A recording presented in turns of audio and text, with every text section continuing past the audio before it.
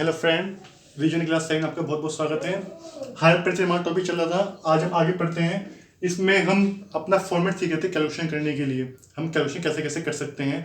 अब इसमें एक नया टॉपिक आया है, when interest rate is not given, जब आपको ब्याज दर गिवन नहीं होगी। उस केस में दो केस आते हैं। एक केस हमारा ये है, when instalment time period and instalment is equal, जब आपका इंस्टॉलमेंट का टाइम पीरियड भी और अमाउंट भी इक्वल होंगी। कैसे? मान लो आपकी इंस्टॉलमेंट 50,000 रुपये की है, आपको 4 देनी है, तो आपके चारों इक्वल है, 50,000 50,000 50,000, चारों की सेम अमाउंट है। और जो टाइम पीरियड वो भी सबका सेम ही है। सपोज करो आपको क्वार्टरली देनी है, तो पहली आपको 9 महीने बाद देनी है, दूसरी 6 महीने बाद देनी है, तीसरी 3 महीने बाद देनी है। या ईयरली है तो ईयरली में पहली आपको 1 साल बाद देनी है, दूसरी 2 साल बाद, तीसरी 3 साल बाद। तो टाइम पे सबका सेम है। समझते हैं इसको कैसे करेंगे। इसलिए इसका नाम इनवर्स रेशो मेथड भी है। इंस्टॉलमेंट का कॉलम बनाएंगे हम, number of outstanding instalment, ratio, interest calculation और इंटरेस्ट का। इंस्टॉलमेंट सब सेम है, इक्वल है, तो first second third fourth, suppose करो हमारी 4 है या 5 जितनी भी है उतनी हम लिख देंगे instalment. Number of outstanding instalment, अब देखिए मैंने यहाँ पे क्वार्टरली ली है। अब क्वार्टरली है, जो मैं फर्स्ट इंस्टॉलमेंट पे करूंगा उस पर मैं ब्याज कितने महीने का दूंगा? 12 महीने का, क्योंकि क्वार्टरली है और 4 इंस्टॉलमेंट है। तो पहली 12 महीने के लिए मैं यूज करूंगा पैसा, दूसरी 9 महीने के लिए, तीसरी 6 महीने के लिए और चौथी 3 महीने के लिए। अब ऐसा हमने क्यों किया है? देखिए जब आप फर्स्ट पेमेंट करेंगे तो आपको 1 साल में पेमेंट करना है, आपकी क्वार्टरली है ना, और 4 इंस्टॉलमेंट है, तो 1 साल में 3-3 महीने का गैप हो गया, 3-3 महीने गैप हो गया है। तो पहली जो आप पेमेंट करोगे उसका ब्याज आप 12 महीने का दोगे, फिर 12 महीने का टाइम बच रहा है, फिर 9 महीने का टाइम बच रहा है, 6 का, 3 का। अगर आपकी ऐसी ईयरली है या हाफ ईयरली है, अगर ईयरली है मान लो आपको 4 साल तक पेमेंट करना है और इक्वली है, तो पहली हम 4, दूसरी 3 साल बाद 3 साल के लिए, तीसरी 2 साल के लिए और फोर्थ 1 साल के लिए, या आगे 10। आप इसको ऐसे भी कर सकते हो या इसको आप शॉर्ट में कर सकते हो। मतलब जितनी आपकी इंस्टॉलमेंट है, इसका छोटा सा एक लॉजिक है, जितनी भी आपकी इंस्टॉलमेंट है, मान लो 5 है तो पहले 5 ले लें, 4 3 2 1। इसको मैंने कहा है ना इनवर्स रेशो मेथड, इसको क्या कहते हैं? इनवर्स रेशो मेथड, यानी कि विपरीत क्रम अनुपात। विपरीत क्रम में 6 इंस्टॉलमेंट है तो पहले 6 5 4 3 2 1, यहाँ पे 4 है तो 4 3 2 1।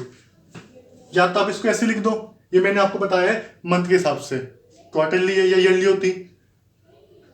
इसको अगर मैं शॉर्ट करता हूँ काट के, तो 3 ही कम 3, 3 दूनी 6, 3 दिया 9, 3 चौक 12, शॉर्ट में ही हो गया। ऐसे 3 धाम 30। ये हमने शॉर्ट तरीका कर दिया, इसको शॉर्ट में कर दिया। अब आप चाहो तो इसको 4/10 लिख सकते हो। मैं यहाँ पे 12/30 किया है ना, रेशो निकालने के लिए। भाई जितनी हमारी फर्स्ट इंस्टॉलमेंट है का टाइम है और टोटल टाइम 30, मैंने शॉर्ट कर दिया तो 4/10 आ गया। ऐसे यहाँ पे 3/10, 2/10, 1/10। शॉर्ट करने के बाद भी आपका आंसर सेम ही आएगा, बस यहाँ पर हमने शॉर्ट किया है। आपको एक बात ध्यान रखनी है, आप यहाँ पर हमने खाली शॉर्ट किया है, कोई कन्फ्यूजन नहीं होना है। तरीका सिर्फ यही है, मेनली जो इसका करने का तरीका है यही होता है, लेकिन आपकी बुक में क्या है, डायरेक्टली आपको ये चीज़ दे रखी है। अब आप लोग कन्फ्यूज होते हो कि ये कैसे आया। आप लोग क्या, बस एक रेक्टिफिकेशन हो जाती है कि अगर 6 इंस्टॉलमेंट है 6 5 4 3 ऐसे लिख दो, लेकिन इसका पीछे मतलब मेन लॉजिक क्या है? जो लॉजिक है वो ये है, आपका टाइम के अकॉर्डिंग। क्वार्टरली थी, मैं आपके पास फिर रिपीट करता हूँ समझाने के लिए आपको, जिनका अगर समझ में नहीं आया है एक बार आप और ध्यान दीजिए। क्वार्टरली थी, 4 इंस्टॉलमेंट है, क्वार्टरली है तो 3-3 महीना गैप होगा। पहली 12th मंथ के लिए, दूसरी सेकंड हमारी 9th मंथ के लिए, थर्ड हमारी 6 मंथ के लिए। 3-3 महीने गैप का मुझे जान लग रहा है, और फोर्थ हमारी 3 महीने के लिए। मैं इसको अगर शॉर्ट करता हूँ तो ये आता है शॉर्ट करके। बुक में आपको शॉर्ट ही दे रखा है, ये नहीं बता रखा है आप लोगों को, इसलिए आप लोग कन्फ्यूज आते हो। तो कन्फ्यूज नहीं होना है हम लोगों को क्लियरिटी लानी है। इंटरेस्ट कैलकुलेशन, अब इंटरेस्ट कैसे कैलकुलेट करेंगे? आप अपना टोटल इंटरेस्ट निकाल लीजिए। कैसे निकलेगा? वही सेम लॉजिक है, hire purchase price minus cash price is equal to interest.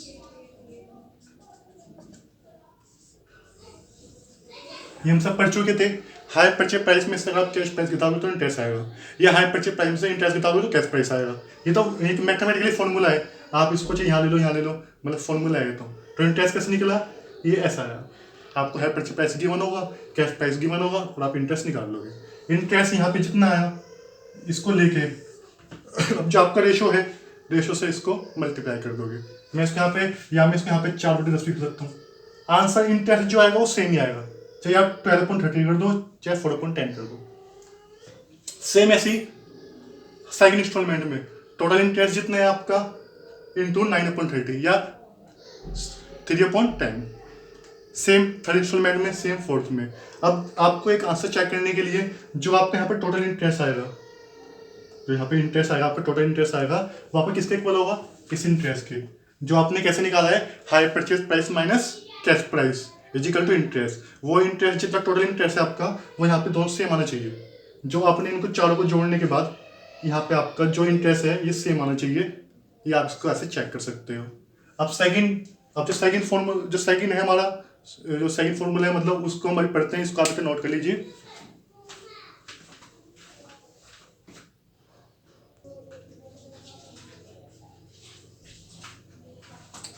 चलिए फ्रेंड, अब जब अपने सेकंड रूल पे आते हैं, when instalment time period but instalment is not equal, यानी कि जो आपका इंस्टॉलमेंट की अमाउंट है वो आपकी इक्वल नहीं है, नॉट इक्वल जो इंस्टॉलमेंट की है, लेकिन जो आपका टाइम पीरियड है वो क्या है, वो आपका इक्वल है। लेकिन जो इंस्टॉलमेंट अमाउंट है वो इक्वल नहीं है, समझ गए। जो टाइम पीरियड है वो तो इक्वल है, लेकिन जो उसकी इंस्टॉलमेंट की अमाउंट है वो इक्वल नहीं है। जैसे अगर आप इंस्टॉलमेंट क्वार्टरली दे रहे हो, वही 12 महीने, 9 महीने, 6 महीने, 3 महीने, या ईयरली वाइज है 4 इंस्टॉलमेंट में, तो 4 साल, 3 साल, 2 साल, 1 साल। लेकिन अगर लेकिन जो आपकी अमाउंट है वो इक्वल नहीं है। पहले क्या था, पहले हमारी अमाउंट इक्वल थी। इक्वल कैसे थी, मान लो अगर 5,000 5,000 5,000 हर इंस्टॉलमेंट की, इस बार हमारी अमाउंट इक्वल नहीं है। इस बार हमारी अमाउंट क्या है, इक्वल नहीं है, लेकिन टाइम पीरियड तो इक्वल है, अमाउंट इक्वल नहीं है। समझते हैं। ये आपके ईयर हो गए, मैंने यहाँ पे 4 साल ही लिया है अपने एग्जाम्पल में। इंस्टॉलमेंट हो गई, यहाँ पे इंस्टॉलमेंट देखना कितनी है, पहली इंस्टॉलमेंट कितने की है, 20,000 रुपये की, सेकंड कितने की है, 15,000 रुपये की, थर्ड 10,000 और 5,000। अब हायर परचेज प्राइस कितना है आपका, यहाँ पे कैश प्राइस नहीं है, क्योंकि मैंने यहाँ पे क्या लिया, इंस्टॉलमेंट कहाँ पे होती है, हायर परचेज प्राइस पे, ना ही कैश प्राइस पे, इसलिए मैंने यहाँ पे क्या लिया है, हायर परचेज प्राइस। ये आपको ध्यान रखना है, यहाँ पर कैश प्राइस नहीं है। इसका कैश प्राइस होगा 40,000 होगा समथिंग। मैं अपने एग्जाम्पल में लेके चलता हूँ। सपोज करो आपका हायर परचेज प्राइस 50,000 रुपये है और जो कैश प्राइस है वो आपका कितना है, 40,000, और जो इंटरेस्ट है वो कितना आएगा, पर टोटल इंटरेस्ट कितना आएगा, आपका 50,000 हायर परचेज प्राइस है, कैश प्राइस 40,000 है, तो इंटरेस्ट कितना आएगा, 10,000, जो हम यहाँ पे देखेंगे। इंस्टॉलमेंट आपकी हो गई, हायर परचेज प्राइस 50,000 रुपये, हमारे एग्जाम्पल में 50,000 रुपये हमने वो ले लिया है, यहाँ तक आपको कुछ नहीं करना है। सेकंड इंस्टॉलमेंट कितने की है, 15,000 रुपये आपने, फर्स्ट कितने की थी, 20 की, तो 20 तो आपने पे कर दिया ना। अब 50 आपका हाई परचेज प्राइस था, पे आपने कितने की है फर्स्ट इंस्टॉलमेंट में, 20,000 रुपये, तो 50,000 माइनस 20,000 कितना आ गया, 30,000।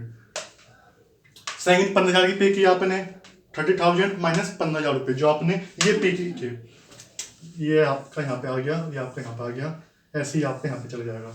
तो बैलेंस कितना आ गया, 15,000 रुपये जो आपको पे करना है। 5,000 आपने यहाँ पे पे किया है इंस्टॉलमेंट में, ठीक है, 10,000 रुपये कम हो गए, वही 5 आपका यहाँ पे आ गया। जो आपकी लास्ट इंस्टॉलमेंट होगी उसके अमाउंट इससे मैच करेगी, जो आपकी लास्ट इंस्टॉलमेंट होगी ये और ये दोनों मैच करेंगी। ये आपको ध्यान रखना है। आपको अपने आंसर की चेक करना है कि हम सही कर रहे हैं, गलत कर रहे हैं। तो इस मेथड में जो आपकी लास्ट इंस्टॉलमेंट की अमाउंट होगी किसके इक्वल होगी, यहाँ पे जो आपका आउटस्टैंडिंग हायर परचेज प्राइस है बिगिनिंग का, उसके इक्वल होगी, दोनों सेम होंगे। देखो 5,000 और 5,000। अब इसका हम टोटल कर लेंगे, टोटल कितना है, 1 लाख, 50,000 प्लस 30,000 प्लस 15 प्लस 5,000 कितना है, 1 लाख आ गया। वही रेशो निकालना है, रेशो ऑफ इंटरेस्ट 50,000 है फर्स्ट इंस्टॉलमेंट का, 50,000 upon 1 lakh, 50,000 upon 1 lakh. Short में करता हूँ इसको, 50/100 हो गया, ऐसे 30,000 अपॉन 1 लाख, 30/100, 50/100, ऐसे आप लोग कर लोगे। अब इंटरेस्ट निकालना है, इंटरेस्ट में इसको टोटल इंटरेस्ट कितना है, 10,000 है। अब फर्स्ट इंस्टॉलमेंट का निकालना है, तो टोटल इंटरेस्ट इंटू जो आपका रेशो आया उस रेशो से मल्टीप्लाई कर देंगे। सेम ऐसे ही आप इसको निकाल दोगे, जो आपका टोटल इंटरेस्ट आएगा वो किसके इक्वल होगा, ये अमाउंट इसके 10,000 के। ये आपका 10,000 आना चाहिए, ऐसे आप अपना आंसर चेक कर सकते हो। ये अमाउंट मतलब मैंने एक एग्जांपल लिया है, ये सेम अमाउंट नहीं है। अब आप लोग इन क्वेश्चनों को अपनी बुक से कर सकते हो। मैं आपसे फिर कह रहा हूँ, ये आपकी ओनली रीजन क्लासेस है, मेन क्लासेस नहीं है, इसलिए मैं आपको इतना फास्ट पढ़ा रहा हूँ, क्योंकि ये आपको मैं सब चीज़ करा चुका हूँ पहले। कॉलेज में आप मुझसे पढ़ चुके हैं, ट्यूशन आप मुझसे पढ़ चुके हैं, सब चीज़ पढ़ चुके हैं मुझसे आप। ये बस रिविजन क्लासेस है, अब आपको अपनी बुक से प्रैक्टिस करनी है। बुक से क्वेश्चन करके देखिए, डाउट तो से कोई आएगा नहीं, क्योंकि सब पॉइंट मैंने आपको बता दिए हैं। और आपको जब फॉर्मेट बनाएंगे एग्जाम में, जब आप क्वेश्चन सॉल्व करेंगे कैसे करना है, आपको एक तो लिखना ही है एनालिसिस टेबल। मैंने देखा है बहुत से बच्चे क्या है, बस टेबल का फॉर्मेट बनाया, फॉर्मेट करना शुरू कर दिया। अरे भाई आप मतलब क्या बना रहे हो, क्या कर रहे हो, ये तो बताओ। अब ये क्या है, एनालिसिस टेबल, आपको जो लिखना है। साथ में अगर आप चाहो तो यहाँ पे लिख सकते हैं कैलकुलेशन ऑफ इंटरेस्ट या कैश प्राइस, जो भी आप निकाल रहे हो। जैसे मैंने यहाँ पे इंटरेस्ट निकाला है, साथ में लिख सकते हो आप कैलकुलेशन ऑफ इंटरेस्ट। लेकिन आपको तो लिखना है एनालिसिस टेबल। फॉर्मेट आप लोग समझ गए हैं कैसे कैसे हमने किया है। एक बार और देखते हैं।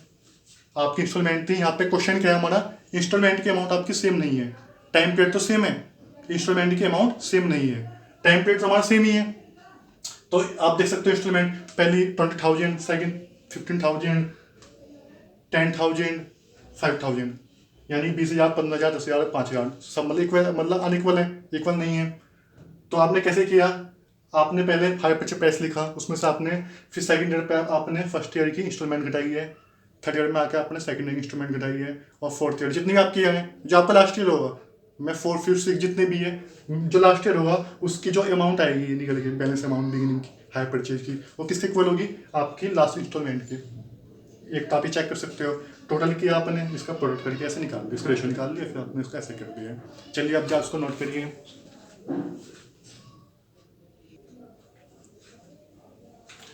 आज के लिए आपको मैं कुछ होमवर्क दे रहा हूँ। आज आपको मीनिंग ऑफ हायर परचेज, जो हमने स्टार्टिंग में पढ़ा था, आपने बुक से पढ़ेंगे उसको अच्छे से।